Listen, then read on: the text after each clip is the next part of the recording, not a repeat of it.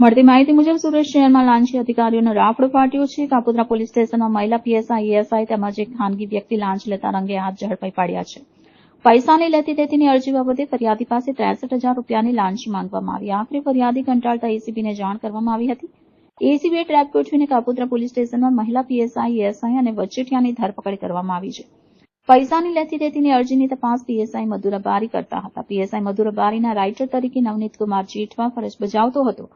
ફરિયાદી વિરુદ્ધ કાપોદ્રા પોલીસ સ્ટેશનમાં થયેલ અરજીને લઈ પૈસા આપવા માટે પીએસઆઈ દબાણ કરતા હતા। દબાણ ઓછું કરવા પીએસઆઈ લાંચની માંગણી કરી હતી। ફરિયાદી પૈસા આપવા માંગતા ન હોવાથી તેમને આ બાબતે એસીબીને જાણ કરી હતી।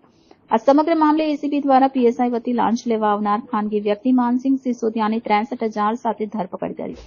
માનસિંહે પીએસઆઈ મધુર અબારી અને નવનીત જેઠવાનું નામ એસીબી સમક્ષ જણાવ્યું। એસીબી દ્વારા પીએસઆઈ મધુર અબારી, એએસઆઈ નવનીત કુમાર તેમજ ખાનગી વ્યક્તિ માનસિંહ સિસોદિયાની ધરપકડ કરી આગળની કાર્યવાહી હાથ ધરી છે। કોઈ તમારી પાસે લાંચ માંગે તો શું કરવું? ગુજરાતમાં એસીબી વિભાગ લાંચને લઈ સતર્ક છે। જો તમારી પાસે કોઈ અધિકારી કામ કરાવવાને લઈ લાંચ માંગે તો તમે એસીબીનો સંપર્ક કરી શકો છો। 1064 આ નંબર એસીબીનો ટોલ ફ્રી નંબર છે, જેમાં તમે અધિકારીનું નામ અને જે જગ્યાએ ફરજ બજાવતા હોય તેની વિગત આપી શકો છો। ત્યારબાદ એસીબી તમારો સંપર્ક કરશે અને ટ્રેપ સફળ બનાવી શકે છે।